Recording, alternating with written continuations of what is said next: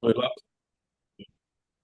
Então, vamos começar hoje, né, essa parte, o terceiro dia desse curso de oftalmologia integrativa. E hoje teremos o tema de uveites, né, inflamações oculares, né, associado com a medicina integrativa. Então, você quer chamar o pessoal? Quem vai discutir primeiro? Pode A ficar à Karine vai vontade. apresentar. O Cláudio Silveira está aqui entre os panelistas. A Luciana Finamori também vai aparecer aqui daqui a pouquinho, se já não está ainda não. Daqui a pouquinho ela vai estar aqui também com a gente. E também fazem parte da bancada aqui a Liane Berenx e o Henrique Gami, que estão aqui para fazer parte também, discutir esses casos com a gente aqui. Karine, à vontade.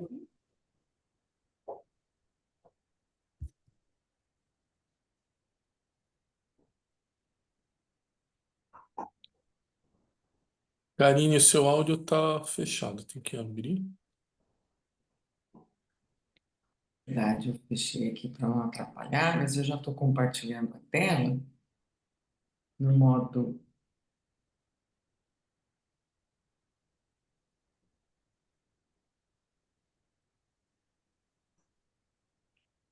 Opa, aqui, vamos lá.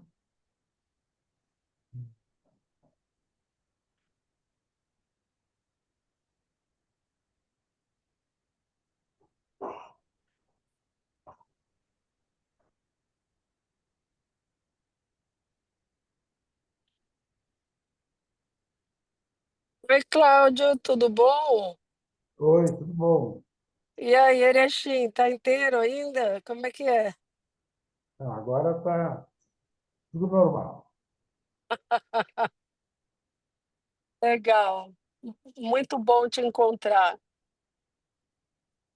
O Que bom que Miguel você está. Bornieto tocou no nome do Cláudio ontem, né, com o professor Rubens, né, no curso. Ah, eu mandei para ele a mensagem que não paravam de falar, o Cláudio, Cláudio, Cláudio. Fiquei até com ciúme. O que é isso? Falando bem? Então tá bom. Ah, muito bem. Realmente é difícil alguém falar mal de você, Cláudio. Acho que agora foi. Oi. Vendo minha tela, então. Sim, sim. Boa noite a todos. Muito obrigada pela oportunidade de estar aqui aprendendo com vocês. Trouxe um pouquinho da vitamina D e da curcumina no contexto dos estudos sobre o potencial terapêutico nas uveites.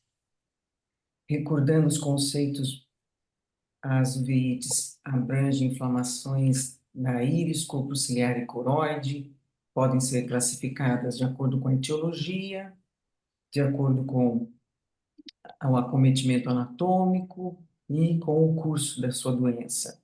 São consideradas uma urgência oftalmológica por serem talvez a quarta causa mais comum de cegueira nos países desenvolvidos. E nesse contexto, o tratamento traz desafios, porque envolve geralmente o uso dos corticoides, que, quando usados por tempo prolongado, acarretam efeitos indesejáveis como catarata e glaucoma. Portanto, os estudos estão em busca de tratamentos que possam minimizar esses efeitos adversos.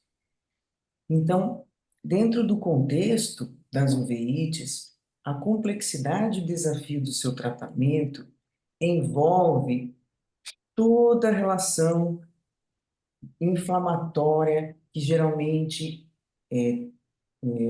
está presente nas uveites, principalmente não infecciosas.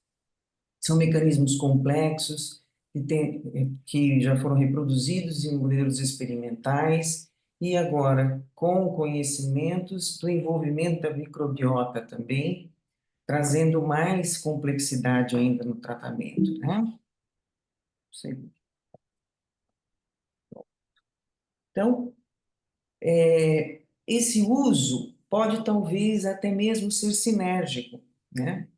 Porque o fato da uveíte ser uma doença caracterizada por um grande processo inflamatório e as ações anti-inflamatórias e imunomoduladoras, tanto da vitamina D quanto da curcumina, podem trazer, talvez, até mesmo efeitos sinérgicos, como a gente vê nessa publicação recente, que analisou as duas terapêuticas juntas, a curcumina, um derivado da taurina, e a vitamina D, observando benefícios na retinopatia diabética. Então, bom, outros conceitos sobre a curcumina e seu potencial terapêutico, né? Trata-se de um composto bioativo proveniente do açafrão da terra, uma planta conhecida que, na verdade, é extraído da sua raiz ou rizoma, dessa planta chamada cúrcuma longa, que foi descoberta aqui por Vogel e Pelletier em 1815. Outros curcuminoides também estão presentes na cúrcuma longa, mas o de maior potencial terapêutico e propriedades anti-inflamatórias e antioxidantes é de fato a curcumina, que vem sendo usada nos estudos para tratamento de uveíte e edema macular. Bom, os estudos são fascinantes, os estudos falando sobre o potencial terapêutico da curcumina em diversas doenças, porque ela envolve quase todas as cascatas de vias inflamatórias, influenciando a produção de interleucinas inflamatórias. Então, a aplicação acaba trazendo benefícios em diversos mecanismos de doença. No caso das doenças oculares, também encontramos muitas publicações, principalmente no tipo de uveíte anterior, mas também no olho seco, no glaucoma, por seu potencial neuroprotetor, nas doenças da córnea, por seu potencial anti-angiogênico e até mesmo como prevenção da catarata.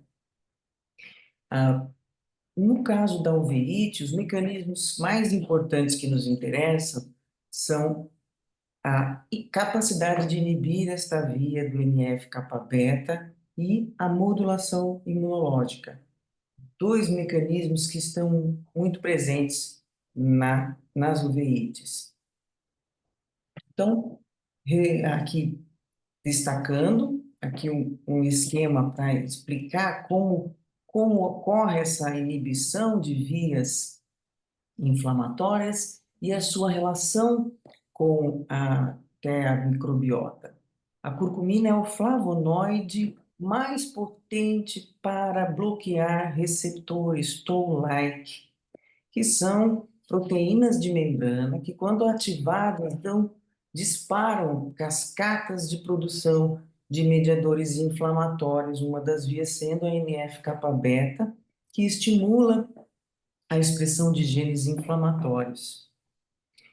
Então, este é um mecanismo e também um mecanismo diretamente envolvido nas células do sistema imunológico, principalmente inibindo a degranulação de mastócitos e influenciando os linfócitos TH2, TH1 e TH17 também.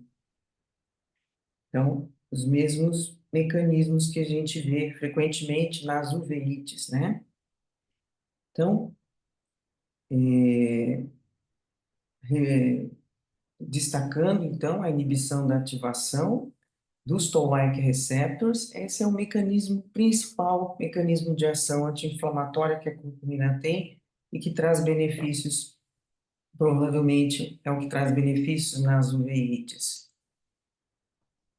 Mas também temos uma ação neuroprotetora, também sendo observada em muitos estudos da retina, inclusive estão sendo publicados, né, por essa também inibição da neuroinflamação e modulação de proteínas tóxicas, as caspases, né? Como nós podemos ver aqui nesse artigo recente, um artigo de revisão bem interessante. Então, estudos clínicos mostraram redução na inflamação, diminuição no número de recidivas da uveíte e até melhoria na qualidade visual, na acuidade visual. Então, eu trouxe alguns estudos aqui para destacar. Talvez um dos primeiros estudos foi esse estudo publicado em 99, que avaliou o uso da curcumina na uveíte crônica anterior. Eles utilizaram aqui uma dose de 375 miligramas da curcumina por um período médio de 12 semanas e observaram melhorias notáveis aí na redução da inflamação ocular. Posteriormente, esse autor Allegri, que publicou mais de um artigo sobre a curcumina, procurou avaliar o número de recidivas das uveites também anteriores crônicas. No caso, ele usou o Norflo, que é uma apresentação comercial de um tipo de curcumina, também chamada de Meriva, que tinha a concentração de 600 miligramas usada 2 vezes ao dia, num período médio de 12 a 18 meses, e encontraram, não foi um estudo controlado, foi prospectivo, mas observacional, e encontraram redução nas recidivas e também nos sintomas inflamatórios, né? Esse outro estudo aqui avaliou a melhora do edema macular nas uveites não infecciosas, um estudo que acompanhou durante 12 meses.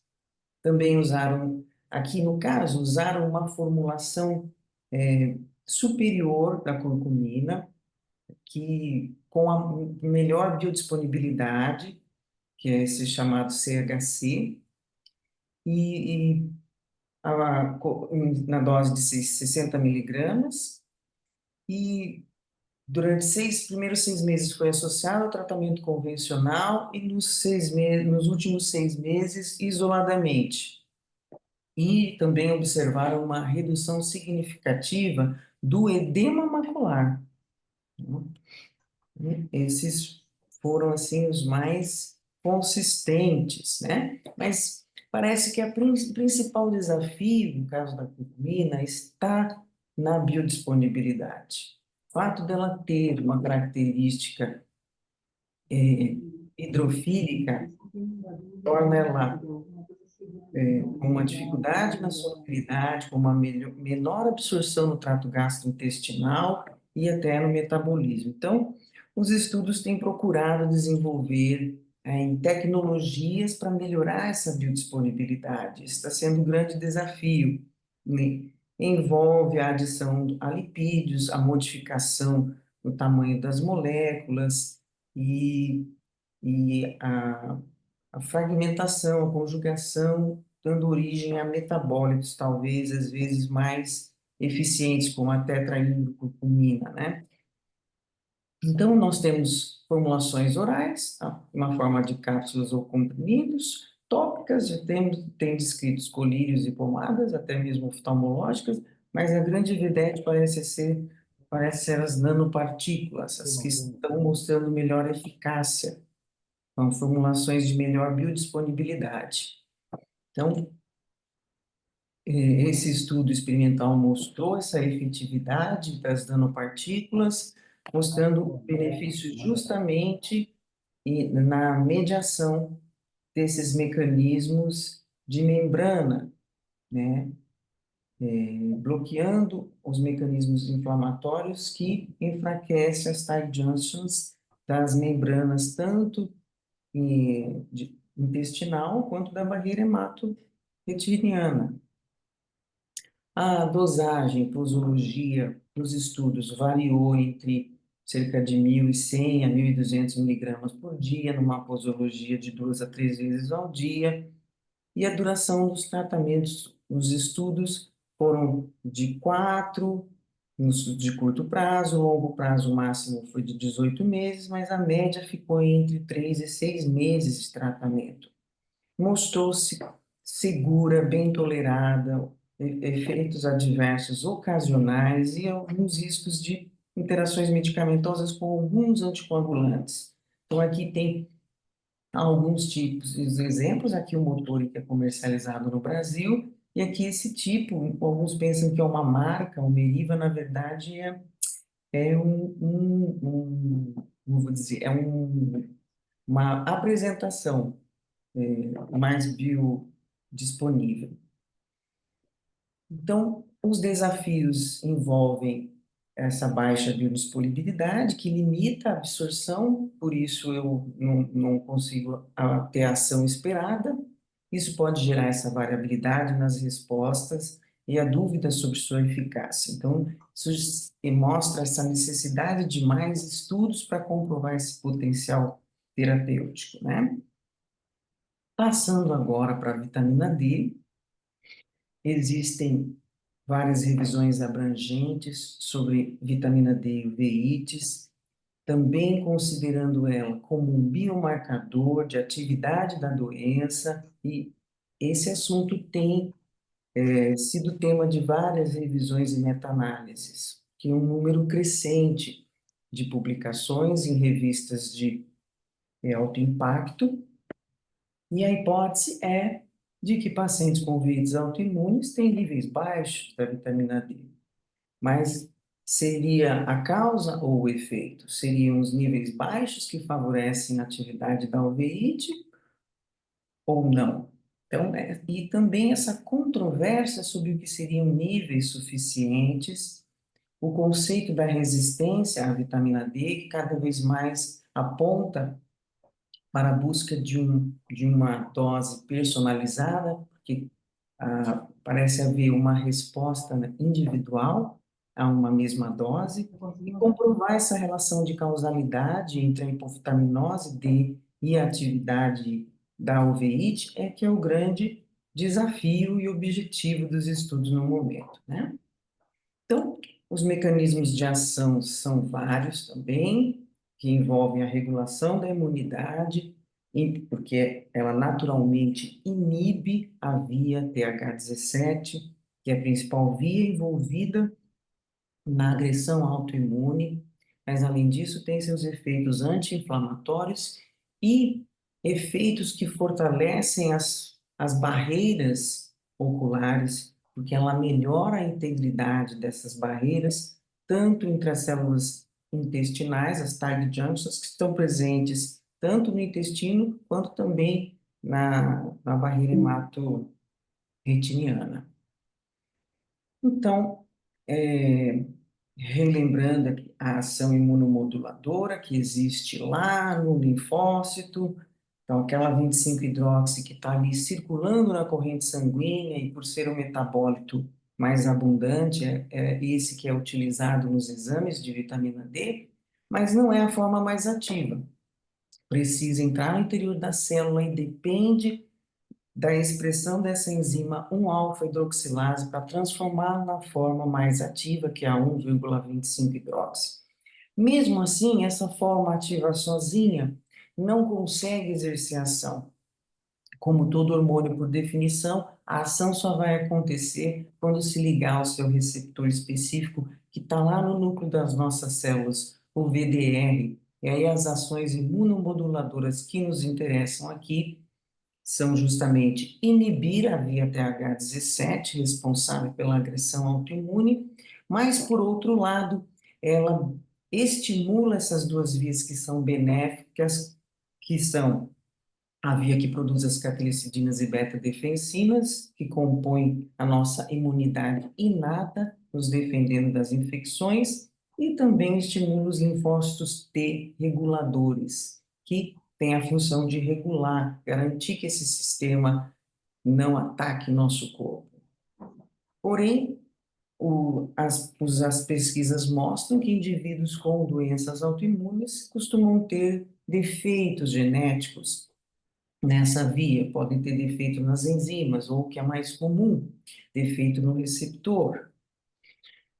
Também se soma ao estudo das uveites essa descoberta do envolvimento da microbiota intestinal, analisando a questão do privilégio imunológico, os estudos envolvendo a participação do antígeno HLA-B27, envolvido também no microbioma, E a questão da disbiose podendo levar a uma inflamação sistêmica que afeta também o olho.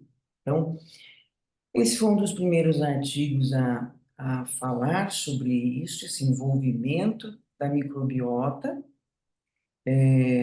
mostrando que através da hiperpermeabilidade intestinal eu posso ter uma translocação de elementos, partículas bacterianas e toxinas que podem, ou pela própria toxicidade, ou por mimetismo molecular, gerar uma agressão autoimune que vai afetar o olho, porque nessa conexão intestino e cérebro foi muito bem falada na semana passada, então eu vou avançando. A mesma hiperpermeabilidade que está no intestino vai, vai ocorrer também no cérebro e também na barreira hematorretiniana, como os estudos vêm mostrando, que existem as claudinas, que são também estruturas responsáveis por manter essa união entre as células da barreira hematorretiniana. E quando essas toxinas afetam essas estruturas, eu tenho essa permeabilidade que vai deixar uma toxicidade inflamar essa região.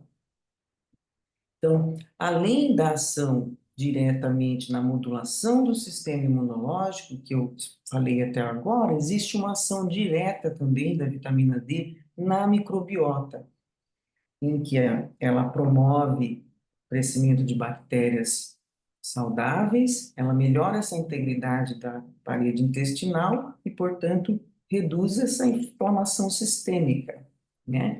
De que forma foi demonstrado isso? Foi demonstrado que nas células do epitélio intestinal, aquelas que tinham dificuldade de expressar o receptor VDR, elas deixavam que ocorresse essa translocação bacteriana e maior inflamação. Então, essas chamadas ações pleiotrópicas da vitamina D foram assim chamadas para diferenciar da primeira ação conhecida, que foi a ação que resolveu o problema do raquitismo, que era uma pandemia na Europa na época da Revolução Industrial. Então, aquela ação de absorver o cálcio dos alimentos ficou conhecida como ação esquelética, e as outras ações que foram sendo descobertas nas últimas décadas, que envolvem outros sistemas, mais de 80 rotas metabólicas, foram chamadas de ações extraesqueléticas ou pleiotrópicas também, porque elas agem de forma autócrina, sendo produzida no local e agindo na própria célula, parácrinas, quando agem em órgãos vizinhos, e até mesmo endócrinas, quando agem à distância como uma função de hormônio, porque há a presença do receptor em diversos tecidos, inclusive no olho. Então, os estudos relacionando hipovitaminose D e uveites, basicamente, podemos dividir entre os estudos que observaram a relação entre hipovitaminose D e uveites, mas sem conseguir estabelecer uma relação de causa e efeito. Mas foram estudos consideráveis, publicados em revistas respeitáveis, com um N amostral considerável também. E outros estudos procuraram pesquisar se havia uma relação de causa e efeito, ou pelo menos se havia alguma relação com maior atividade da doença. Nosso grupo aqui na Unifesp conseguiu demonstrar uma maior atividade da uveíte, e outros estudos também apontaram evidências sobre o menor nível de vitamina D aumentar o risco de recidivas da uveíte. Com o advento da pandemia da Covid-19, os estudos sobre vitamina D aumentaram. Começaram a surgir estudos como esse aqui, que surgiu em 2020, no primeiro ano da pandemia. Estudos que mostravam que níveis maiores de 25-hidroxi no sangue estavam correlacionados ao menor número de formas graves da Covid. Aqui nos pontinhos nós temos os pontinhos vermelhos, casos que foram a óbito, e os pontinhos brancos, casos graves que foram hospitalizados. E a gente vê que nessa marca, em torno de 30, que até então era considerado suficiente, havia uma concentração grande ainda de casos graves. Então, em função desses estudos, as sociedades médicas começaram a discutir e a rever e a recomendar outros níveis, com o intuito também de não só corrigir uma deficiência, mas um possível benefício. Isso ganhou destaque na função que a vitamina D tem de regular os nossos genes. Então, o receptor VDR é considerado um fator de transcrição genética. Ele se liga ao DNA e vai modulando a expressão de genes, estimulando a expressão de genes bons e inibindo a expressão de genes causadores de doenças. E parece haver uma otimização dessa função com doses elevadas.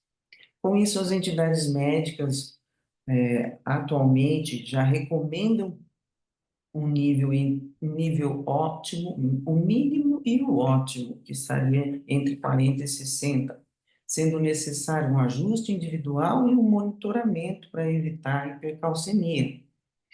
Então, essa ação epigenética foi demonstrado nesse artigo em 2019, esse artigo muito bonito demonstrou que havia diferença na ação quando ele mudava a dose. Então, foi um estudo do Michael Holly, que ele pegou um grupo de pacientes em que ele dava 600 unidades de vitamina D por dia e observou que cerca de 126 genes foram influenciados pela vitamina D. No outro grupo, ele dava 4.000 unidades por dia e verificou que o número de genes regulados dobrou. No terceiro grupo, em que ele deu 10.000 unidades por dia, olha o que aconteceu com o número de genes influenciados, multiplicou por 6. Então, ele demonstrou com isso que existe uma ação dose-dependente e que parece que ela está mais envolvida com esses aspectos das ações extraesqueléticas. Uma ação importante é justamente a metilação do DNA, que é a ação que nos garante silenciar nossos genes e que existe a descrição desses polimorfismos genéticos nas uveites, como a gente pode ver nesse artigo, né? Isso traz, então, discussões e considerações finais, né? Seriam só os deficientes de vitamina D que podem se beneficiar da suplementação? Ou existe um limite de nível de vitamina D que é ótimo, independente do status basal e da característica de cada um, da individualidade genética de cada um? Outro aspecto a se discutir é sobre as limitações metodológicas na interpretação dos resultados, né? Que existem fatores ambientais que influenciam na produção, podem influenciar nos níveis de vitamina D, independente da suplementação. Uma pigmentação da pele, um índice de massa corpórea, essa relação de obesidade com resistência à vitamina D está bem descrita na literatura, né? Então, isso abre perspectivas futuras para novos estudos que procurem combinar até investigar essa sinergia da vitamina D e da curcumina, avaliar essa questão das doses otimizadas para cada indivíduo, analisar a eficácia nos diferentes tipos de uveites e seus efeitos a longo prazo. Então, eu acho que é isso. Belíssima aula, Karine. Uma ótima revisão de dois nutrientes importantes, né? Que estão entrando mais forte aqui na oftalmologia. Eu acho que ele podia começar pelos nossos convidados de fora do oftalmo, que vão dar uma avaliação mais abrangente para a gente. Depois, Cláudia, a Luciana já comentam a parte das doenças oftalmológicas no leite mesmo. Pode ser, Luiz? Claro, vamos lá. Eu vou começar pela Liane. Liane, pode falar o que você achou da aula da Karine, a sua experiência com a cúrcuma e com a vitamina D, esse ponto do destino também, que leva a alterações oculares, né?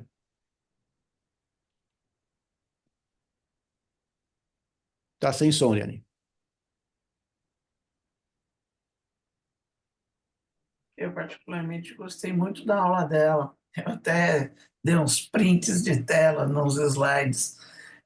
Eu sou uma apaixonada pela cúrcuma, pela vitamina D e pela modulação do microbioma, né? Então, eu dei até uns prints de tela de uns slides dela, e assim, algumas coisas me chamaram a atenção, né? Teve um slide que ela colocou os diversos veículos da cúrcuma e as diversas formas de usar, e eu achei muito legal, porque a gente pode usar as cúrcumas via oral e, no caso de doenças oftalmológicas, também usar colírio. Eu lembro da nossa discussão do ômega, então também é um modulador importante, anti-inflamatório que pode ser associado. Eu uso cúrcuma no meu dia a dia por causa de artrose. E recentemente lançaram uma cúrcuma com coenzima Q10, que é o Curc, a Ox, né? E daí eu fiquei pensando, nossa, como é interessante a gente poder associar formas de administração, quer local, quer sistêmica. Existem algumas cúrcumas com mais potência, com maior absorção, e aí o Henry é a praia dele, né? Mas eu particularmente gostei muito da aula, achei muito interessante, gostei muito dos artigos que foram elencados, né? Então, vou agradecer aí a Karine por ampliar meus conhecimentos e trazer uma profundidade tão grande para a discussão. Eu que agradeço. Bem comentado, Liane. Acho que o Luiz vai concordar comigo que as aulas foram muito boas até aqui, as do primeiro dia, com a Renata, com a Camila, semana passada com o Luca, agora com a Karine, e só tem acrescentado bastante para as discussões mesmo, né? Ei, só ver. Eu adoro aqui participar com vocês. Deixa eu falei do Cook-A-Ox, né, que é um dos que eu uso. Ele tem cúrcuma, coenzima Q10 e selênio, que ajudam a modular bastante. Então, fica aí uma sugestão para a Karine para colocar, porque eu vi que você colocou cúrcuma de nanotecnologia e tal. Então, dá uma olhada nesse Cook-A-Ox, que é uma pesquisa brasileira, né, e é um suplemento bem legal na composição. Ei, pode falar. Boa noite a todos. Parabéns, Karine, pela apresentação, né? A cúrcuma, ela vem ganhando um espaço muito grande mais recentemente, muito em função da biodisponibilidade, porque nos estudos normais farmacêuticos da cúrcuma antigos, a biodisponibilidade da cúrcuma não chegava a 1%, né? Então imagina que da dose que você utilizava, e por isso que você vê anteriormente doses de 1, 2, 3 gramas de cúrcuma. O Cufox, por exemplo, que foi um trabalho de cúrcuma e N-Fofox 6 para câncer, chegou a 3 gramas de cúrcuma, de curcumina na verdade, né? A nanotecnologia veio trazer um aumento de biodisponibilidade. Hoje você tem curcuminas na forma nano e a gente usa geralmente nanolipossomos ou fitossomos para aumentar a absorção. E você consegue aumentar até 20 vezes a absorção sem problemas para o organismo, né? Lembrando só que a curcumina especificamente, além de um excelente anti-inflamatório, bloqueando o fator nuclear de transição kappa-B, ele também inibe o inflamassomo, que é associado ao processo inflamatório intracelular, não extracelular, que advém principalmente estudando o intracelular, A curcumina, ela induz a mitofagia, né? E a disfunção mitocondrial geralmente é muito associada a processos inflamatórios e a função do olho, né? A função ocular. Hoje se fala muito em mitofagia também como anti-inflamatório, porque uma das maiores fontes de inflamação intracelular, derivada intracelular, é a disfunção mitocondrial.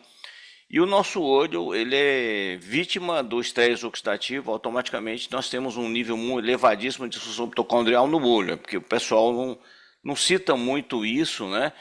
Mas esse é um processo que gera uma inflamação, que eu diria autóctone. A cúrcuma também tem um efeito prebiótico, como a vitamina D, regula a flora bacteriana. Na verdade, todos os polifenóis têm essa capacidade, né? Você pode regular melhor sua flora bacteriana usando um chá verde, um chá preto, o resveratrol. Vários polifenóis têm essa capacidade, melhorando a função barreira. Outro dado interessante da cúrcuma é que ela é um excelente antioxidante, né? Originalmente, a posição das hidroxilas da curcumina, dá uma atividade antioxidante muito boa, e ela é quelante de metal de transição, né? O que na bioquímica a gente conhece como inibidor do estresse oxidativo, inibindo a reação de Fenton e também a reação de Haber-Weiss, né? O que também é muito interessante para o olho especificamente, né? Lembrando que a inflamação periférica, e a inflamação é assim, né? Sempre a inflamação é conhecida por quebrar barreiras, né? Então a inflamação na mãe quebra a barreira placentária, a inflamação no intestino quebra a barreira intestinal, e a inflamação sistêmica quebra a barreira hematoencefálica, que é a barreira retiniana. E a cúrcuma, com esse efeito anti-inflamatório, também melhora essa função. O advento da nanotecnologia traz cúrcumas com mais biodisponibilidade. Você tem a curcumina, os curcuminoides, todos eles têm atividade. Agora eu gostaria de ressaltar bem que no olho a atividade antioxidante é muitíssimo importante. A cúrcuma é um ótimo antioxidante. Então eu acredito que nós conversamos sobre a questão do Aedes, né? Numa próxima versão do Aedes, na minha opinião, eles vão colocar um flavonoide. Eles vão colocar um polifenólico, porque tem outro ponto importante da cúrcuma, que foi, acho que no primeiro slide que a Karine mostrou, estava lá o estímulo do NRF2, né? O NRF2 é um fator de transcrição muito importante, que é um sistema de reostato, né? Ele regula a sua capacidade antioxidante, ele regula as suas enzimas detoxicantes de fase 2 e também inibe o fator nuclear transição kappa-B, que é o NF-kappa-B, que inibe toda aquela cascata, porque quando você ativa o NF-kappa-B, você vai lá no núcleo, aumenta a produção de citocinas. As citocinas e as quimiocinas, particularmente as citocinas, têm receptor de membrana. Ele vai lá, se liga na membrana, atua estimulando a janusquinase, que estimula a STAT3, que aumenta a produção de citocinas. Então você entra num ciclo vicioso, que deve ser quebrado em algum momento. E, na minha opinião, ele pode ser quebrado tanto no momento da janusquinase quanto do NF-kappa-B, né? Quanto à vitamina D, né, eu acredito, eu já falei isso para o Renato, né, que o grande erro do pessoal que usa a vitamina D é que eles sempre esquecem que a vitamina D tem um receptor nuclear, né? Só que o receptor da vitamina D nuclear, ele é coligado com o receptor retinoide. Então você não tem só o VDR, você tem o VDR associado ao RXR. E o grande erro que eu acredito que os trabalhos cometem, e que nós cometemos no dia a dia, quando você quer uma atividade da vitamina D, seja fazendo a modulação da resposta imune adaptativa ou estimulando a resposta imune inata, é que nós simplesmente achamos que a vitamina D atua sozinha e não atua. Ela precisa da vitamina A para atuar. Então, muitas vezes falta, vamos imaginar que eu dou vitamina D para o meu paciente, né? Se faltar a vitamina A nele, e isso não é uma coisa impossível de acontecer, a vitamina D não terá efeito suficiente, mesmo porque hoje nós usamos um nível de dose de vitamina D muito superior ao que nós utilizávamos de 10 anos para trás, né? Outro dado interessante a ver com vitamina D é que a vitamina D tem um autocontrole, né? Então, quando você tem a conversão a 1-alfa-hidroxilase, hidroxilando a 25 de vitamina D, você faz a 1,25. A 1,25 realmente é a forma ativa, que é a forma do hormônio. Mas o aumento da 1,25 aumenta 24-hidroxilase, que leva a produção da 1,24,25 de trihidroxivitamina D, que faz uma neutralização. Então, assim, quem vai ter problema de toxicidade com vitamina D é quem tem algum polimorfismo nessa destruição de vitamina D. O outro problema da vitamina D é que a vitamina D ela é menos ativada e é destruída mais rapidamente na resistência à insulina, em processos inflamatórios e quando você ingere muito fosfato, né? O fosfato aumenta o fator de crescimento derivado de fibroblasto, que na verdade é produzido pelo osteócito, que ativa a 24-hidroxivitamina D, fazendo a 1,24,25 trihidroxivitamina D, que neutraliza a vitamina D e inibe a 1-alfa-hidroxilase, que vai inibir a conversão da 25 para 1,25.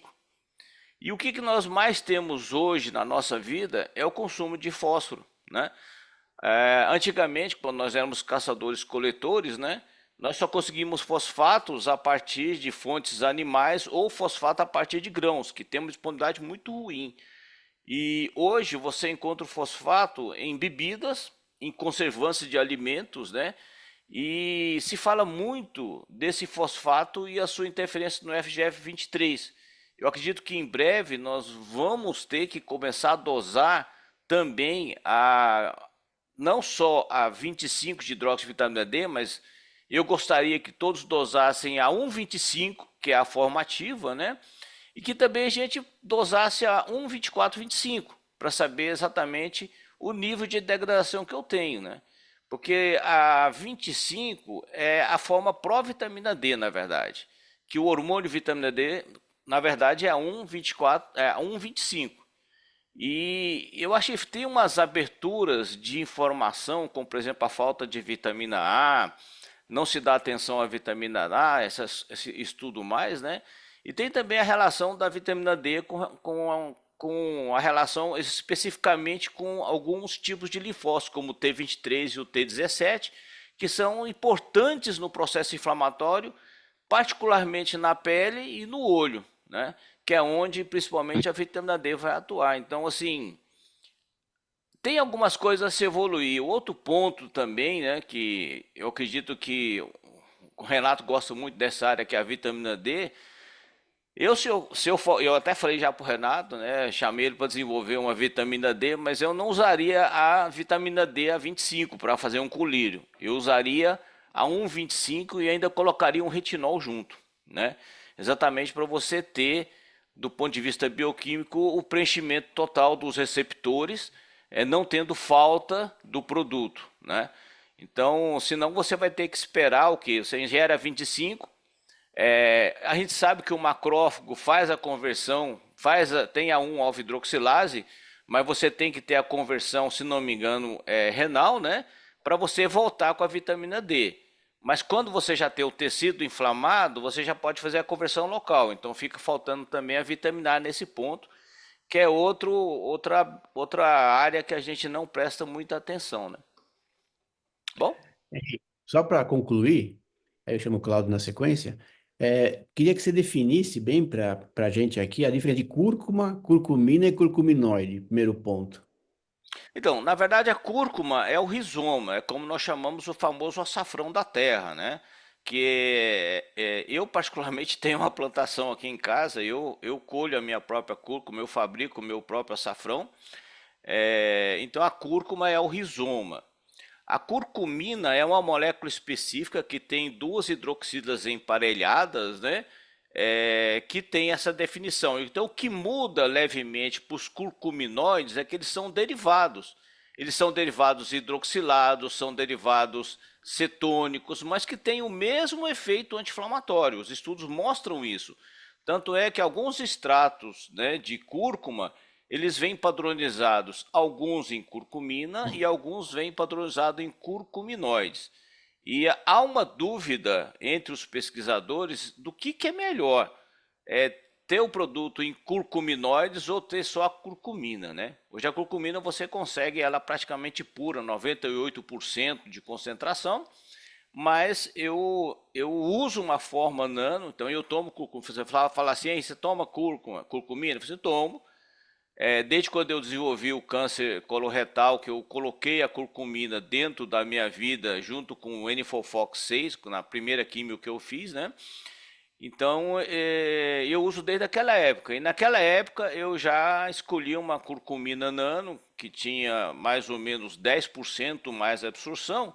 Então, em relação aos trabalhos comuns da curcumina não nano, eu poderia usar uma dose 10 vezes menor. Mas como era câncer coloretal, e eu sei que no câncer coloretal a curcumina só funciona em doses bem mega mesmo, tanto é que o Cofox usou 3 gramas, e eu usei um pouquinho a mais, eu usei 500 miligramas por dia. Mas até hoje eu ainda uso, então a diferença básica é na estrutura química, mas a atividade anti-inflamatória, todos os curcuminoides mantêm. Tá, e a ideia é ser prático nesse curso aqui. Então, da cúrcuma, como é que você sugeriria prescrever para nós aqui a cúrcuma nas doenças oftalmológicas? E você é um defensor de usá-la e bastante nos preus dos olhos também. No quê? Não Nos preus entendi. oculares. Nas doenças oculares, você gostaria muito de colocar a cúrcuma mais intensivamente, teoricamente. Sim, a cúrcuma é um antioxidante inespecífico. Por exemplo, ela diminui o edema porque ela destrói o radical livre óxido nítrico. O óxido nítrico ele é responsável pela dilatação das artérias, né? A INOS gera o óxido nítrico e é um dos responsáveis pela dilatação das artérias, assim como, por exemplo, a prostaciclina e a prostaglandina E2, que eu acho que é outro foco também que a gente não pode esquecer. Eu sempre recomendo um flavonoide como antioxidante, porque os flavonoides em geral, eles estimulam o NRF2. Quando você estimula o NRF2, que é um fator de transcrição, você não está só antioxidando o paciente, você também está estimulando o metabolismo celular. Então você estimula, por exemplo, o ciclo da pentose. Eu sei que falar de bioquímica pode parecer meio complicado, mas o ciclo da pentose, por exemplo, é base para você fazer o NADPH, e o NADPH é a base de sua defesa antioxidante no corpo. Então todo o estresse oxidativo, ele cai nas costas do NADPH. Então, para você ter uma defesa redutora ou antioxidante eficaz, você tem que ter a vitamina B3, por isso que na aula passada eu escolhi a B3 como antioxidante a mais para se colocar no produto. Mas todo curcuminoide, a quercetina também faz isso, a própria vitamina D tem história de fazer isso também, estimula o NRF2. E ao estimular o NRF2, ele não só melhora a capacidade antioxidante, ele estimula a defesa celular, aumentando a produção das enzimas antioxidantes. Então ele otimiza o metabolismo da glicose para o ciclo da pentose, mas ao mesmo tempo ele produz mais glutationa redutase, produz mais superoximutase, produz mais catalase. É uma indução gênica que acontece. Por isso que eu sempre defendo um polifenólico. A curcumina é um ótimo produto agora com o advento nano, né? Para essa finalidade, mas outros fazem isso, a quercetina faz isso, os isotiocianatos presentes nos vegetais crucíferos também fazem isso, por isso que historicamente eles previnem câncer, e isso já vai para mais de 30 anos que a gente sabe isso, né? Tá, e a dose que você sugere? Então, eu posso falar o que eu uso? Claro. Eu uso uma forma específica que tem em farmácias magistrais que se chama Curate, né? Sim. Essa forma ela é 10 vezes mais absorvida. Então eu tomo 100 miligramas por dia, o que equivaleria a eu tomar mais ou menos 1 grama de curcumina por dia. Tá? Eu faço e eu tomo já há bastante tempo. Quer dizer, já tem 7 anos que eu fiz a cirurgia do câncer, que eu fiz a químio, então tem 7 anos que eu regularmente faço uso do produto, né? E outro ponto importante também é que ele induz a biogênese mitocondrial, estimulando, e a Karine mostrou lá o estímulo da sirtuína 1, né? E esse efeito da sirtuína 1 reverte em aumento de biogênese mitocondrial, automaticamente é como se você estivesse também fazendo uma correção metabólica na produção de energia celular, né? Legal, legal, legal. Claudio, o que você achou da apresentação desses nutrientes aí para as uveites? Achei muito boa aula. A primeira aula da Karina é excelente. A Karine é assim, ó, quando eu tenho uma dúvida de vitamina D, eu ligo para ela, quer dizer, eu sei que ela é quem sabe sobre isso, sobre a maneira de tomar vitamina D, se a forma injetável ou via oral, enfim, a Karine é 10, né? Ela é o que bom que ela que deu essa aula, porque ela sabe muito. Então, parabéns para a Karine. Sobre o que estávamos falando agora da cúrcuma, você falou uma coisa do reino, que é o efeito prático. Eu acho que isso é importante. O que nós temos de utilidade do que nós estamos conversando? Vai ser útil para quê? Claro, ele deu aí o curente, com 100 miligramas por dia. Excelente. Ele deu a dose e deu qual é a forma. Eu estive estudando agora, antes desses dias, e terminei falando com o pessoal que trabalha com fitoterapia, e eles disseram que realmente o curente é muito bom, mas eles estão optando agora por um que eles chamam de padrão ouro da cúrcuma, que é o curcumin C3 complexo. Seria uma forma que você tem um pó, que seria a forma mais purificada. Mas, enfim, seria tão bom quanto o curente, por exemplo. Mas eles estão optando por esse, que se chama curcumin C3 complexo. Bom, mas isso aí não é a minha área, eu estou dando palpites aí numa outra coisa. O que eu acho em relação ao veículo, por exemplo? Eu estive vendo um trabalho. Primeiro, ela é boa para tudo, né? A cúrcuma é excelente, um produto que existe em formas há muito tempo, se usa em medicina milenar, né? E agora essas formas mais recentes. Mas para o veículo, eu fico pensando naquilo que o Michel falou na aula anterior. Nós precisamos ter trabalhos controlados para saber. Será que é bom, por exemplo, se tratar uma toxoplasmose e associar a cúrcuma? Provavelmente sim, porque ela tem tudo de bom, ela é antioxidante, enfim, mil efeitos. Mas aí eu achei um trabalho do grupo do Fernando Orestes, de Minas Gerais, que é um grupo excelente. E esse trabalho do Fernando, eles mostram que um dos efeitos da cúrcuma, por exemplo, é diminuir o TH17, que vai limitar IL-17. Bom, isso vai ser bom em doença autoimune. O vídeo autoimune vai ser excelente, como os trabalhos que a Karine mostrou. Mas para a toxoplasmose, se você tira o TH17, você vai ter um fator aí você vai ter uma controvérsia nisso. E você vai impedir a migração precoce de neutrófilos para os locais de infecção. E isso pode ser fatal para o hospedeiro. Eles têm isso em um modelo animal. Então, aí já entra uma controvérsia na história. Mesma coisa o óxido nítrico. O óxido nítrico também, ela diminui o óxido nítrico tem. Em modelo animal feito por esse grupo, funcionou bem, mas quando eles foram testar o óxido nítrico in vitro, já não teve um efeito protetor. Resumo da história. Eu acho que a gente tem que saber mais para poder usar numa uveíte por toxoplasmose, que é uma uveíte que eu vivo todo dia. Por quê? Porque você não sabe qual é a interação.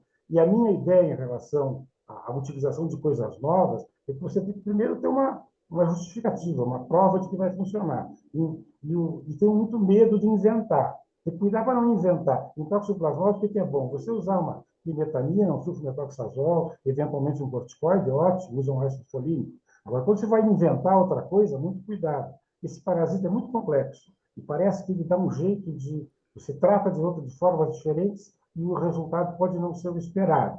Então, essa é a ideia que eu tenho assim, sobre essas novidades, é que você deve testar. Nós temos que ter um grupo de controle, trata lá, sei lá, usa um fármaco que funciona para toxoplasmose, Bactrim, e associa a cúrcuma, um grupo. No outro grupo, você vai dar só o Bactrim. Aí você vai comparar o resultado. Aí você vai ter uma resposta. Eu não conheço nenhum trabalho que tenha sido feito dessa forma para toxoplasmose. Essa é a contribuição que eu teria agora, inicialmente, para falar. Henri, Eliane, vocês não sabem, o Cláudio Silveira é um dos papas aí da toxoplasmose ocular. Manja tudo disso.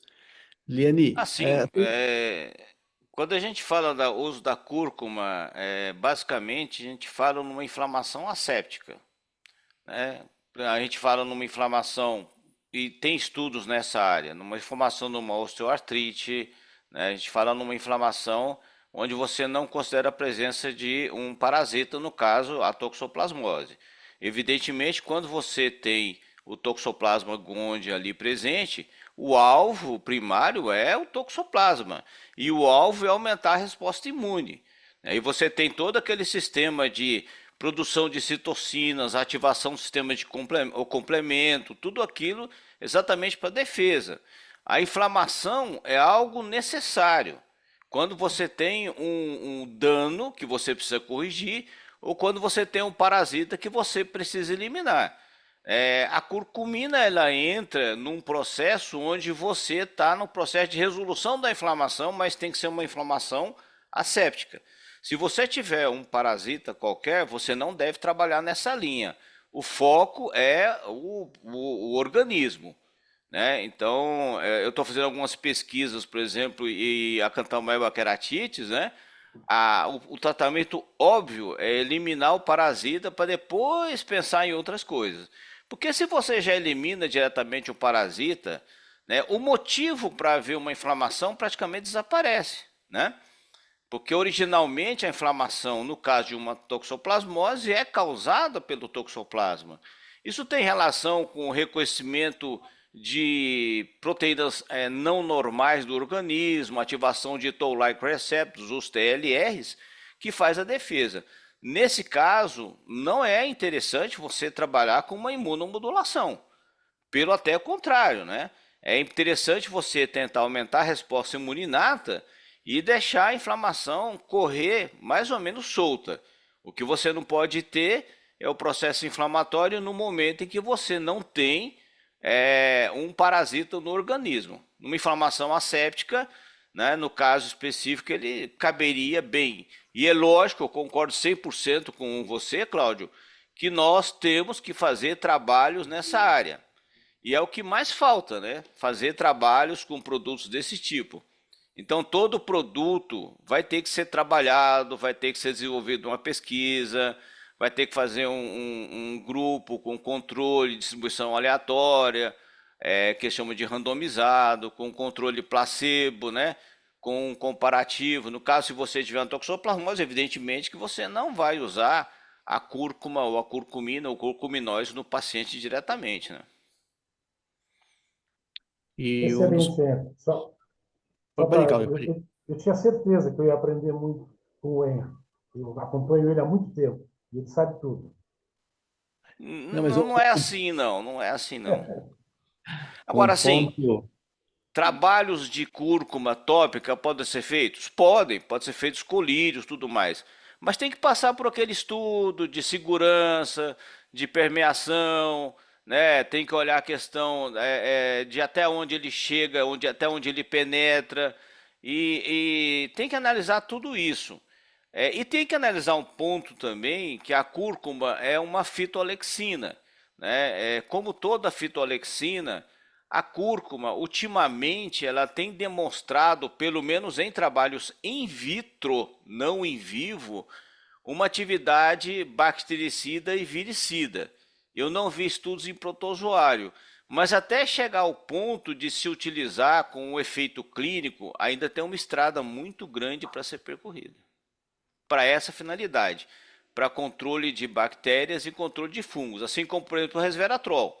O resveratrol ele é um ótimo viricida e ele é produzido pela videira exatamente quando ela é parasitada por um fungo chamado Botrytis. Para quê? Para defesa. Então a planta produz essas moléculas de defesa e a cúrcuma é uma delas. Tanto é que eu vou dar um exemplo grotesco para você. Desculpa o exemplo. Eu tenho minha cúrcuma, eu faço a minha cúrcuma aqui. Simplesmente ela não estraga. Não dá fungo, não apodrece, não dá fungo, não acontece nada com ela. Então eu faço o processo de secagem na sombra, a fresco. O que normalmente acontece é que se você pôr uma mandioca, por exemplo, vai dar fungo. A cúrcuma não, a cúrcuma ela passa incólume pela secagem sem a mínima contaminação. É a proteção da curcumina ou dos curcuminoides, né? Aqui um ponto importante falado, e todos aqui concordam também, é que ideias de trabalhos científicos são sempre bem aceitas aqui para a gente. Então, quem de vocês que estão assistindo aqui a gente, tiver alguma ideia de fazer algum trabalho, perfeito, vamos em frente. A ideia até do curso é desenvolver ideias e aparecer novos temas. O Luiz, a Cristina estão aqui para orientar quem quiser levar adiante esses projetos. Então, vão ser bem-vindas essas ideias. Vou passar para a Liane. Liane, na parte prática, na parte clínica, para a gente ter uma ideia da parte oftalmológica, você passa muito cúrcuma em quais situações, e vitamina D em quais situações? Ou é uma prática sua mesmo, para escrever a vitamina D e a cúrcuma? Em relação à vitamina D, eu queria comentar que hoje em dia lá no consultório, a gente lança muito mão de exames de nutrigenômica, né? E a vitamina D, a gente avalia exame de sangue e também avalia aquelas pessoas que têm um terreno biológico. Eu gosto muito desse conceito de terreno biológico. Pessoas que têm um terreno biológico com tendência a déficit de vitamina D, a gente faz um suporte maior, né? E hoje em dia a gente está vivendo uma epidemia de hipovitaminose D. E eu, particularmente, mantenho os meus pacientes no nível próximo de 40, 50, o paciente em bom estado geral, e um paciente oncológico, um paciente com uma doença autoimune, eu aumento a, a dosagem sanguínea desse paciente da vitamina D, chegando por volta de 60 a 70. Eu queria lembrar que a cúrcuma é um dos fitoterápicos mais estudados na história da humanidade, porque a cúrcuma faz parte da medicina ayurveda e faz parte da medicina chinesa há mais de 4, 5 mil anos. Então, a cúrcuma não é exatamente uma novidade que está sendo pesquisada agora, é algo que vem sendo pesquisado há centenas de anos. Talvez não nesse modelo tecnológico nosso, mas ela tem desde observações empíricas há milhares de anos atrás, com estudos bastante avançados hoje em dia que a colega mostrou aí para nós. E eu uso muito cúrcuma em inflamação crônica de baixa intensidade. Por Não exemplo, sei esse que é o se te caso. respondi, Renato. Não, legal, porque a gente já falou isso em outras aulas. Comenta em quais casos de inflamações crônicas silenciosas você usa a cúrcuma mesmo, né? Por Tudo quanto exemplo, é o caso do doença Rio. autoimune. O Dr. Cláudio estava falando de toxoplasmose, né? Não tenho experiência de cúrcuma com bicho nenhum, mas Sjögren, artrite, artrose, doenças autoimunes que têm um nível de inflamação crônica e de degeneração lenta de tecidos. Tá? Tá, Então, doenças autoimunes e degenerativas. tá. E voltando à vitamina D, para deixar assim bem prático o curso também. Então você sugere que os pacientes normais, assim, sem doenças, estejam entre 40 e 60 gramas por ml. 40, 50, mais ou menos. 150, ok. Tá E ótimo. para pacientes com patologias crônico-degenerativas, 60, 70, um pouco mais alto. Perfeito. De, Então, para a de gente, nossa dosagem sanguínea prática, de vitamina D3, né? nossa prática aqui, na oftalmologia. Então, acho que cada vez está ficando mais claro, né, Karine? Que a gente tem que observar a vitamina D dos pacientes, tem que pedir vitamina D dos pacientes, né? Sim, Supondo que um paciente esteja com 15, por exemplo, 15, você quer chegar pelo faço menos a reposição 40. O endovenosa, que que faço você 3 faz? shots de 100 mil UI, um a cada 3 semanas, e vou mantendo pelo menos 2 mil UI por semana, via oral.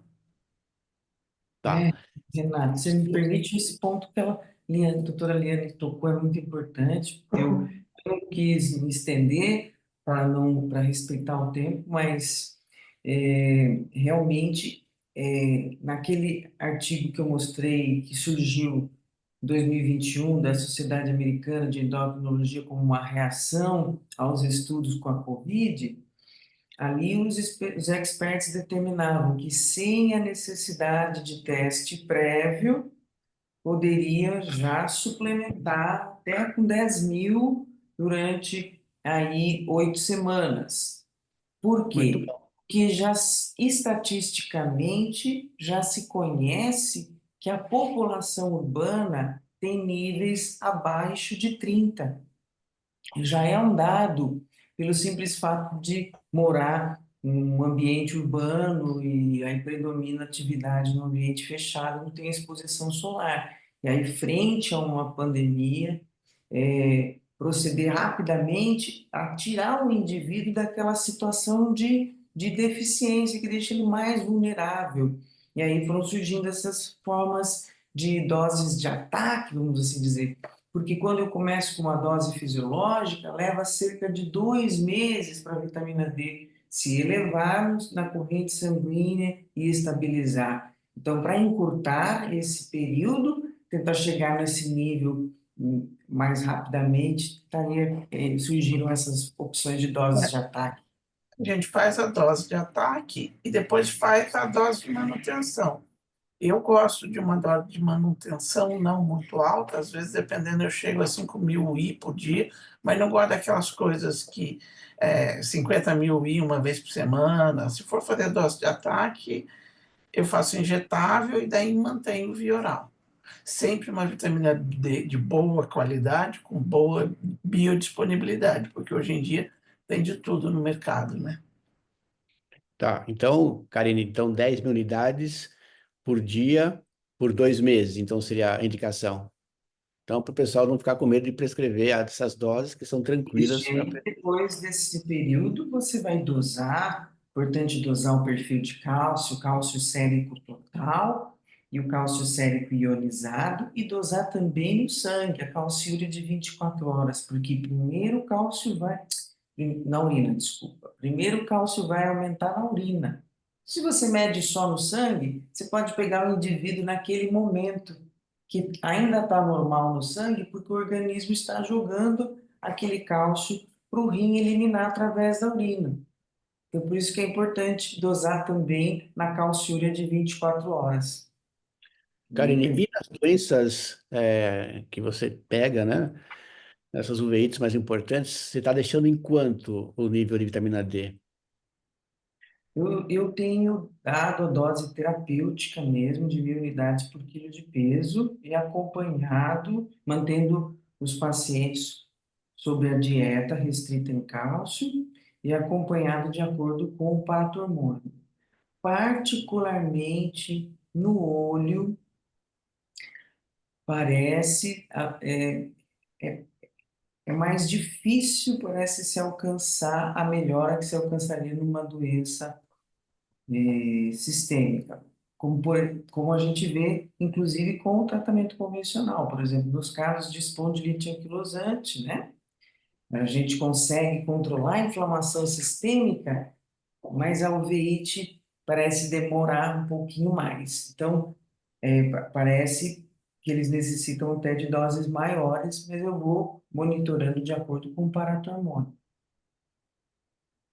E a dose-alvo, quer dizer, você tenta atingir em quantos na parte sérica da vitamina D, idealmente? Honestamente, eu não me baseio pelo nível de 25-hidroxi, porque eu doso a 1,25 também, né? Mas eu me baseio pelo paratormônio, ele serve como um parâmetro mais fidedigno, porque o paratormônio vai refletir a resposta do receptor VDR. O metabólito da vitamina D, quer seja a 25-hidroxi ou quer seja calcitriol, 1,25, ele não reflete para mim o quanto aquele receptor está respondendo aquilo, né? Então, eu analisando o paratormônio, eu doso todos, né? Todos esses parâmetros. Mas quem eu norteia principalmente, claro, também é a clínica. Que às vezes o paciente nem está com o paratormônio assim tão suprimido e ele já está assintomático. Aí eu não preciso aumentar. E outra coisa que é interessante é que ele não vai manter essa dose ad eterno, né?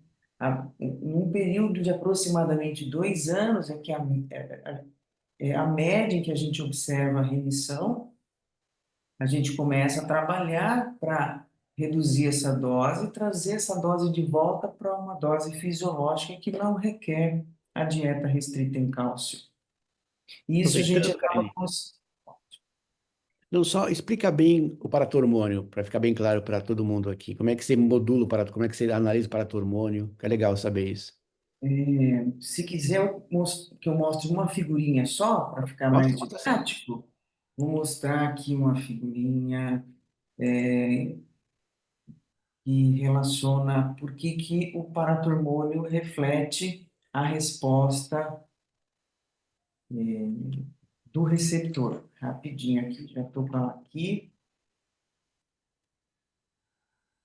No nosso primeiro simpósio, Renato, olha, saudosismo aqui, ó, a parte, ó.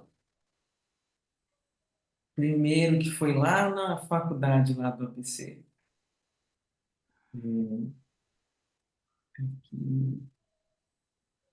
Aqui, esse aqui. Então, tá dando para ver aqui a tela? Sim. Então, existem receptores de vitamina D, o receptor VDR está presente na maior parte das nossas células, inclusive no olho, né? Os estudos mostrando que o olho, estruturas do olho têm maquinário para ativar a vitamina D independente da que vem da corrente sanguínea. Então, lá na glândula paratiroide também tem o receptor VDR. E a gente sabe que a ação da vitamina D, ao estimular o receptor VDR, qual é a ação que vai gerar? Então, na verdade, quem determina a ação é o receptor. O calcitriol é apenas o principal agonista desse receptor. Mas eu tenho fatores genéticos que podem influenciar no funcionamento desse receptor, então, defeitos genéticos, e eu também tenho fatores ambientais que influenciam na resposta desse receptor.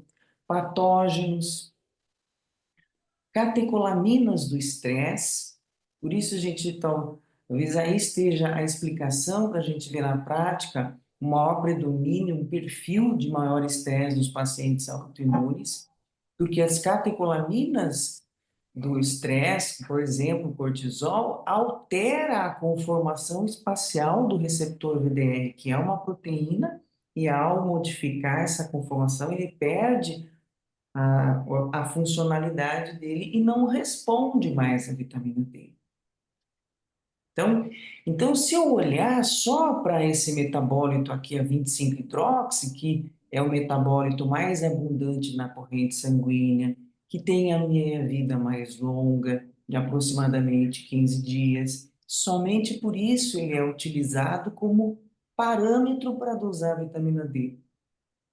Não porque ele reflita a ação da vitamina D, porque, como eu disse, são apenas os agonistas, mesmo a 1,25 é agonista, mas se o receptor não responder, toxinas também como o alumínio, então a gente observa que com o tempo os pacientes vão precisando de doses menores, porque a gente faz muita quelação do alumínio, né? O alumínio, ele afeta muito o receptor VDR.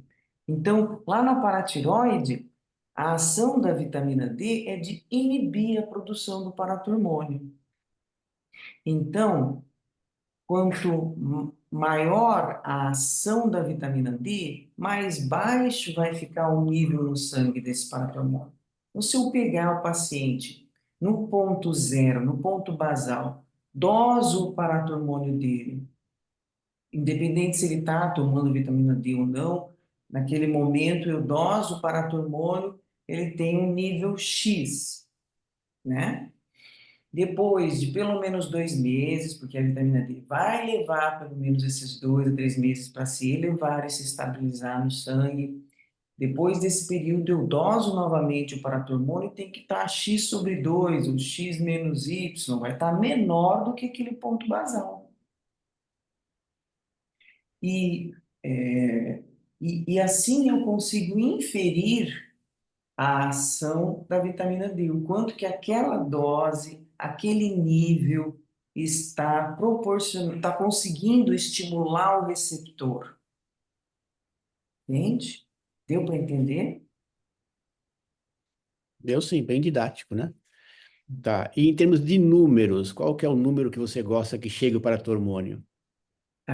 A gente considera a referência laboratorial, porque muda. Alguns laboratórios usam de 15 picogramas por ml, de 15 a 60, outros usam de 18,5 a 80, 88. Então, você vai considerar aquele limite inferior.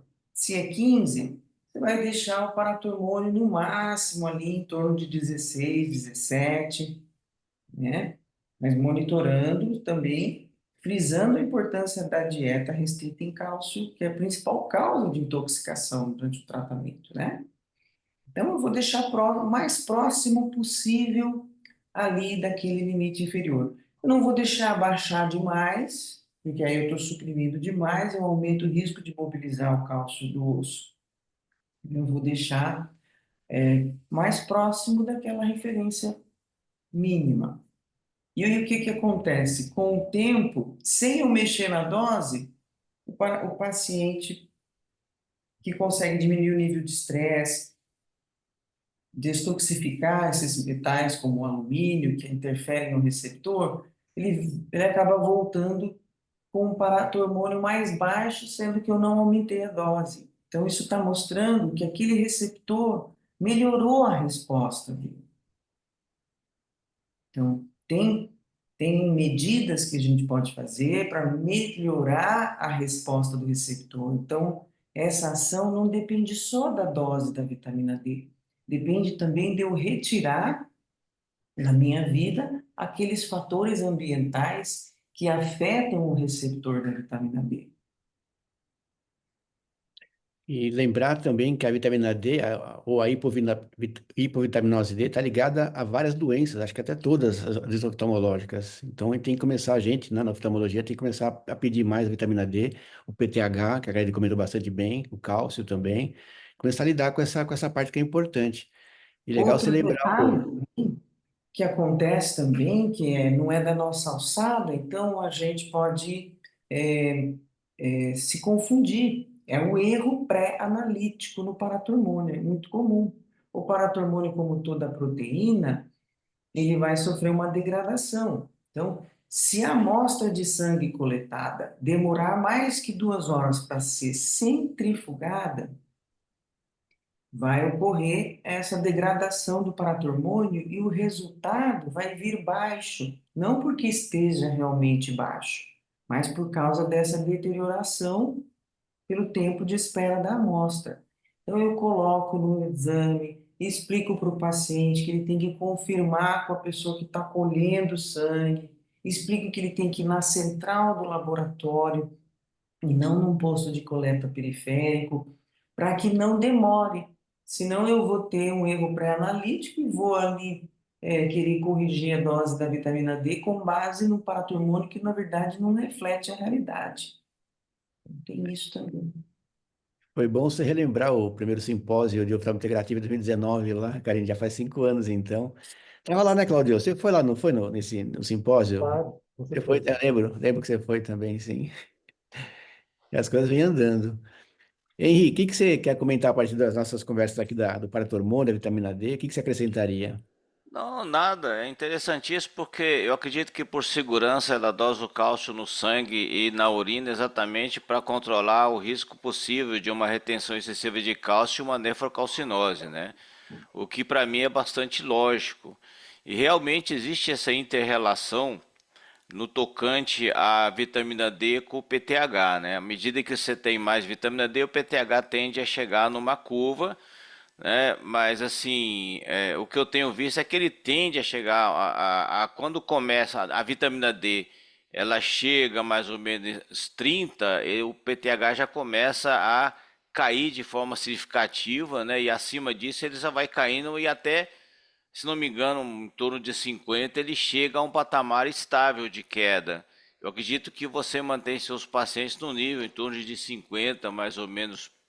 Não sei se você dose sempre, deve ficar em torno de 50 a 70, mais ou menos, a variação dos seus pacientes com a vitamina D, que é o que eu tento manter a minha.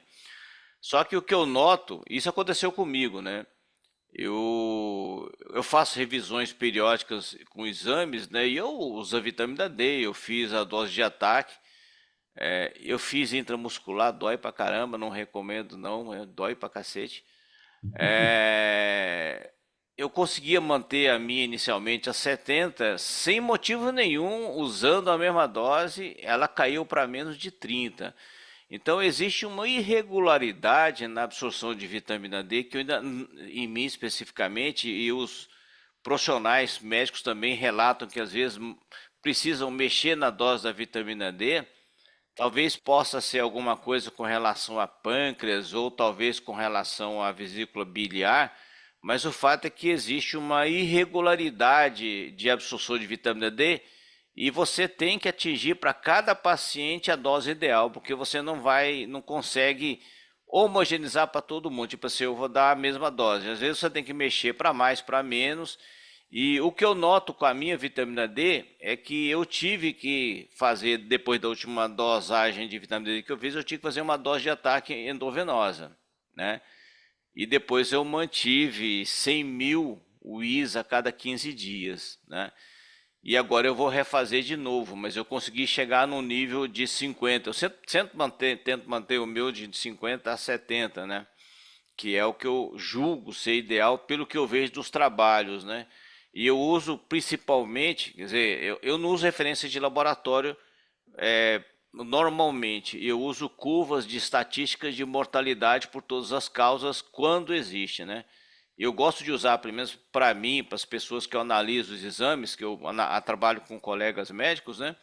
Então eu sempre gosto de usar o valor de normalidade, a curva, né, de mortalidade de todas as causas, que é a minha preferência. E às vezes ela não bate muito com os do laboratório e muitas vezes ele não bate também com igual, né? Se um paciente diabético, por exemplo, a hemoglobina glicada, que é associada a menos mortalidade, não é igual do paciente não diabético, né? Isso eu tenho visto dos estudos que eu faço de exames laboratoriais, que eu estudo bioquímica, então eu meio que gosto de ficar perambulando nessa área. E eu acredito que ela faz um trabalho de dosagem de cálcio que eu acho que todo mundo deveria fazer por causa do risco da nefrocalcinose.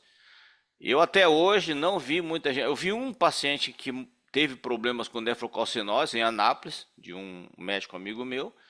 Mas assim, é muito raro ver, mas o controle do cálcio urinário e o cálcio sérico ajuda você a ter esse controle do risco se você estiver retendo cálcio em excesso, né?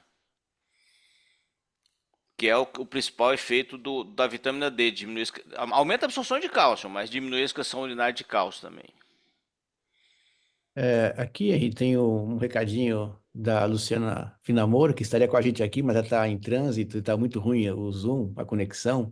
Ela é chefe, eu acho que ela é chefe, né, das UVES, eu acho que é, né? É, Do quê? ela é chefe da UVEIT aqui da Unifesp, né? Ela estaria conosco, mas está em trânsito e não conseguiu conexão adequada com o Zoom, mas deixa um recadinho aqui, que ela indica 1 grama ao dia nos pacientes com doenças inflamatórias oculares crônicas de cúrcuma, né? E ela espera ansiosamente estudos de cúrcuma de liberação lenta intraocular. Seria ótimo mesmo, né?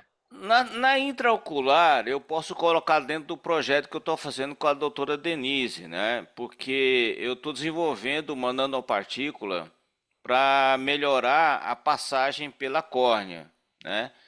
E eu estou estudando há vários meses, né, a estrutura da nanopartícula e eu espero ter chegado numa nanopartícula que não seja obstruída pelas proteínas carregadas eletricamente da córnea. Eu devo começar os testes rapidamente, né? E a minha ideia é que depois disso no futuro possa ser utilizado para outros produtos. Por exemplo, um produto, um antiprotozoário, ou mesmo para uma vitamina D, ou mesmo para cúrcuma, né? Porque pela estrutura química da cúrcuma, a passagem pela córnea vai ser muito difícil. Ela vai ficar retida na camada superficial devido à formação de pontos de hidrogênio. Aqui um comentário do Ronaldo, que ele disse que não vê nos pacientes dele problemas em relação à aplicação da vitamina D intramuscular. Eles não referem dor, mas para você sentiu, né? Eu tive. Dor é uma questão pessoal, né? Pode ser até psicológica, mas a dor, eu senti uma dor danada, mas eu fiz no meu deltoide. O ideal é fazer no glúteo. Eu fiz no deltoide, doeu, ficou uma semana doendo, né?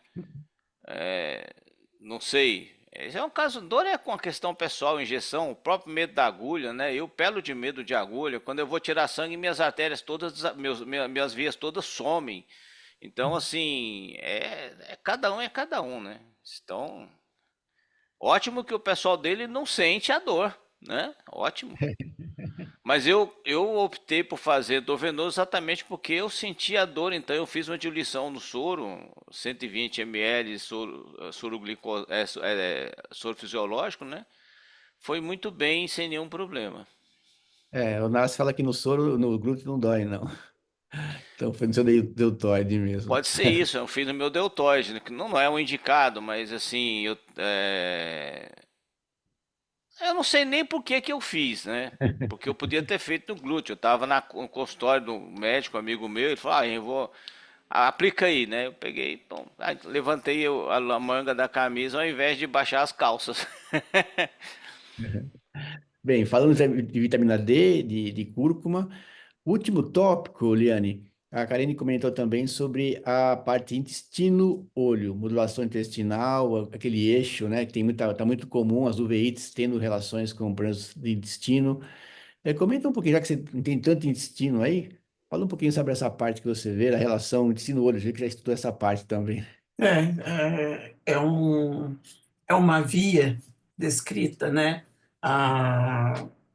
O eixo intestino-retina, intestino-olho, e muitas vezes a modulação intestinal com probióticos, a proteção intestinal com probióticos pode auxiliar em processos de uveites, em processos de retina, né?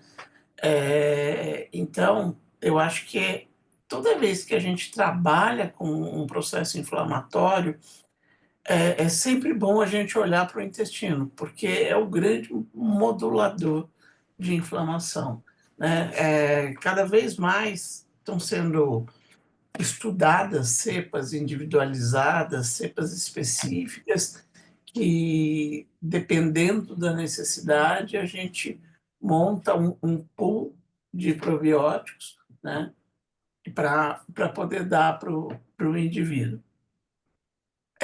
Assim, é difícil um paciente que eu, em algum momento, não entre com probiótico, ou com um probiótico simples, industrializado, ou como um probiótico mais específico, que, dependendo da necessidade do paciente, a Pode gente dar pode nomes, pode dar nomes, formular. Oi? pode dar nomes para o pessoal já ter uma prática, o que passar. Então, eu gosto muito do Sinforte, né? Ok. Agora, o Nemésio inventou um Sinforte específico para mulher, que é o probiótico, mais o cranberry, que tem uma série de ações no sistema feminino, né? Da Vitafora, exatamente. É o Sinforte da Vitafora. Então, esse aí, para mim, é o basicão, né? Tem uns da, de um laboratório, peraí que eu já vou lembrar o nome do laboratório, que é um modulador neurológico, que é um protetor hepático, tudo com probiótico, tá? Então, a gente, dependendo da necessidade, ou você formula magistralmente, ou você usa o que a gente tem disponível no mercado, tá? Eu acho que, assim, modular microbioma, quer microbioma ocular, quer microbioma intestinal, quer microbioma de sistema genitourinário, é uma coisa que é muito importante para a gente ver, né? Eu, às vezes, tem um exame chamado de eye effects, que a gente faz, que a gente vê a capacidade digestória do paciente, que a gente vê perfil de bactérias patológicas em proporção a bactérias saprófitas. Então, assim, esse manejo do eixo intestino-olho, intestino-fígado, intestino mucosa urinária, eu acho um manejo muito importante. E aqui a gente falando de uveites, de alteração de retina, se torna mais importante ainda. Então, eu acho que é uma ferramenta que dá muito para a gente lançar a mão. Tem aquela aulinha, depois se você quiser disponibilizar para o pessoal, aquela aulinha que eu fiz para você, acho que há 1 a 2 anos atrás, tem uma bibliografia bem densa em relação. E a modulação é feita via sistema nervoso parasimpático, né? Então, você tem todo um estímulo feito via parasimpático e toda uma questão de homeostase orgânica, né?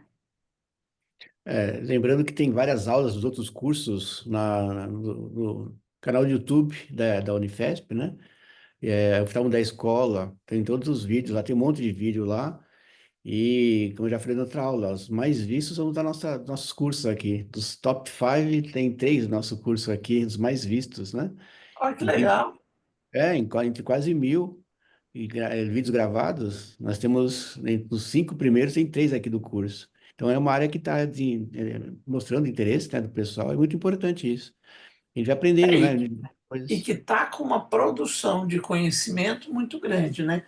Toda vez que eu vou dar alguma aula de microbioma, eu faço mais uma revisão bibliográfica, é impressionante, coisa 6 meses antes, 1 ano antes, a quantidade de conhecimento que foi gerado a respeito de modulação de microbioma. O link do canal é o oftalmo da escola. Você entra lá e tem os vídeos. Coloca o oftalmo da escola que você vai encontrar todos os vídeos lá. Tem muitos vídeos dos cursos anteriores. Então, assim, resumindo, vamos começar a avaliar a vitamina D dos pacientes, não só na uveíte, mas em várias doenças oftalmológicas, vocês podem avaliar que vai estar sempre baixo. Ponto 1. Você pode E, botar em várias doenças crônico-degenerativas, né? exato, exato. E então foi bem explicado hoje como abordar e como lidar com a vitamina D. A cúrcuma também foi bem colocado, né? Acho que não tem muitas dúvidas. E a parte também, finalizando, da modulação intestinal, pelo menos a gente tem que começar a pensar no intestino, começar a pensar em probióticos mesmo, ter essa relação extraocular que é importante nessa parte integrativa mesmo. Né, Liane? Sim, o olho faz parte do corpo, né? E o intestino é o centro do corpo, é o grande imunomodulador. Então, acho importante a gente olhar para o intestino, mesmo que seja uma doença oftalmológica muito específica. Henrique, quer acrescentar alguma coisinha nesse finalzinho de aula aqui já? Não, eu foco mais em termos de intestino, eu foco mais nos pós-bióticos, né? Você tem, evidentemente, a sinalização vagal, que é estimulada pela produção de pós-bióticos, né? Mas eu vejo muito o efeito, principalmente na inflamação, associado aos pós-bióticos produzidos na fermentação intestinal, particularmente os ácidos de cadeia curta e os derivados dos ácidos biliares, né? Assim como também agora estão falando muito dos derivados endógenos do metabolismo do triptofano pela flora bacteriana, que praticamente todos eles são, em maior ou menor grau, imunossupressores, né? O mais estudado hoje é o indol propiônico, né? Mas eu acredito que vai ter que haver esse trabalho de correção da flora bacteriana praticamente em todas as patologias, né? Hoje os estudos focam muito, é o que eu vejo mais do que eu leio, né? Estão focando muito em desordens neurológicas, particularmente a publicação é muito intensa na área de Alzheimer e Parkinson, né? Mas assim, ela é bem distribuída. E eu até, por curiosidade, eu comprei um livro para estudar, porque eu comecei a estudar olho, né? Como eu sempre falo, administrando em causa própria, eu comprei um livro sobre microbioma ocular. Eu comecei a ler, tá bastante interessante, né? Então eu acredito que eles vão começar a publicar cada dia mais, essa questão de microbioma de cada região, né? E a tendência é essa, é estudar cada vez mais o que que é isso, porque quando você tem uma flora bacteriana no seu intestino, seja ela boa ou seja ela ruim, é uma fábrica de moléculas. Quando eu falo sobre microbioma, que nós temos indústrias farmoquímicas no intestino, né? Mas essa indústria pode ser uma indústria farmoquímica do bem ou pode ser uma indústria farmoquímica para fazer tóxicos, né? E é isso que você tem que selecionar, né? E se você souber selecionar, você faz o que nós podemos chamar de base para o tratamento como um todo. Você não vai salvar a vida da pessoa, resolver a doença corrigindo a microbiota, mas você vai aumentar muito o efeito do medicamento, do tratamento tradicional ou do tratamento normal do indivíduo, gerando uma eubiose nele. Ô, Renato, o Ronan Perino falou que a microbiota é muito difícil de modulação, né? Que você gasta muito com probiótico e não consegue modular. É uma coisa fundamental para modular a microbiota, parece, é a qualidade da alimentação. Existem muitos estudos que falam da dieta mediterrânea como a dieta ideal para a modulação da microbiota e para a gente ter uma microbiota mais equilibrada. Se a gente come porcaria, a nossa microbiota vai ser porcaria. Se a gente come coisa boa, de qualidade, se a gente usa suplementos bons de qualidade, a gente também vai ter uma microbiota mais equilibrada. Chega-se no ponto da gente, como oftalmo, ter que orientar a alimentação também, né? Ou ao menos ver o que o paciente está comendo e orientar o básico, pelo menos, para ele ter uma dieta um pouco melhor, né? Bem, Claudio, palavras finais suas a respeito da nossa reunião de hoje. Então, já que o assunto agora são os probióticos, eu queria lembrar um estudo feito na Ásia sobre coulis. Coulis é um kefir deles lá. Na verdade, ele é feito com... É um iogurte feito com leite de égua, que existe lá na Rússia, na Ásia. Esse coulis foi testado em ratos. Então, eles injetaram toxoplasma e ele conseguiu impedir a transmissão da toxoplasmose das ratinhas para os filhotes, só com esse probiótico. E ainda, os que usaram esse probiótico, receberam essa injeção de toxoplasma, ficaram protegidos. E o grupo controle ficou doente. Então, é um probiótico específico que tem uma ação na toxoplasmose.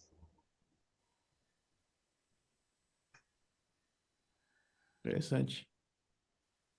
Muito bom. Karine, e você? O que você depreendeu da aula? Quais são suas orientações finais, suas sugestões finais para nós, oftalmos, começarmos a aplicar no consultório, então, finalizando? Essa questão de olhar para a vitamina D, entendendo que a população urbana está com níveis insuficientes e que a gente pode prevenir muitas doenças, porque os estudos mostram associação, tudo bem que não está comprovada a causa e efeito, mas a associação é vasta com várias doenças, né? Então, não ter medo, é, lembrar que como profissional da saúde, a gente tem esse dever ético de corrigir uma deficiência no paciente, né? E ainda mais falando de uma questão tão importante. E acho que mais foi encantador para mim realmente foi ver a quantidade de estudos incríveis sobre a cúrcuma. Realmente eu agradeço a oportunidade em que eu pude revisar e olha, para quem que quer fazer estudos, realmente é fascinante a cúrcuma também agir em tantas rotas, né? Realmente, foi bom trazer esses assuntos aqui. Luiz, acho que chegou na hora da gente encerrar nossa aula de hoje, né? 1h45 de aula já. O que você achou, Isso. Luiz? Tanto falando de vitamina D, de cúrcuma, de modulação intestinal, o que você achou aí? Excelente. Renato, acho que a gente tem que, né, aproveitar esse curso e pegar, né, as ideias que surgem e transformar isso em trabalhos, né? Eu acho que é importante todo esse conhecimento e a gente está fazendo né, essa integração. Então, tanto da minha área, né, que é retina, não tanto uveites, mas também córnea, glaucoma, né? Eu acho que é importante a gente fazer pegar isso, né, todo esse pessoal bom aqui que tem vindo falar e começar a fazer, né, alguns estudos científicos. Eu acho que seria importante isso também. É até um papel da faculdade, da universidade, isso, né, Alice? Então, Uhum. para quem se interessou, para quem quiser fazer alguma pesquisa, estamos abertos aqui, né, para levar adiante. Isso estamos abertos, né? Muito bom. Então, quinta que vem, a quarta aula vai ser sobre glaucoma. E da minha parte, obrigado aos participantes, né? Ao Cláudio, ao Henry, à Liane, Karine, parabéns pela apresentação. E eu comentei também aqui, Luiz, que realmente chama atenção a qualidade muito boa das aulas que foram apresentadas aqui. Não só dos comentaristas, né, que apresentaram bastante, mas as aulas também, nos 3 dias de aulas muito boas mesmo, né? Sim, sim, com certeza. A da Karine também foi excelente hoje. A do Luca, né, tinha sido muito boa também na semana passada. E eu acho que é isso. Eu acho que esse curso ele está no caminho certo, né? E cada vez mais eu tenho participado. Esse é o meu primeiro ano, né, Renato? Mas assim, eu acho que a tendência é crescer cada vez mais, né? Legal, a gente agradece o apoio que você tem dado também aqui para a gente, também, né? Muito importante isso. E ver que realmente é uma área que está em crescimento mesmo. E basicamente, isso como a própria Eliane comentou, né? O olho faz parte do corpo humano, a gente esquece disso, mas Uhum. as relações têm que ser vistas nesse sentido mesmo. Então tá bom, Sim, então com acho que certeza. por hoje é isso, né? Então, obrigado aí a todos. Luiz, um Próxima abraço. semana é glaucoma, é isso, É Renato? glaucoma. Próxima é Glaucoma, né? glaucoma. Ah, quer falar um Isso. pouquinho aí para finalizar? Quer dar Não, um só tchau tô final? dando um tchau pro pessoal aí. Ah, tá bom. Então tá bom. Obrigado pelo convite. É sempre um prazer estar aí com o grupo de vocês. A gente que agradece. Excelente, obrigado. Obrigado. Até a Tchau, próxima. pessoal. Tchau, tchau, Até a próxima. pessoal. Até a próxima, pessoal.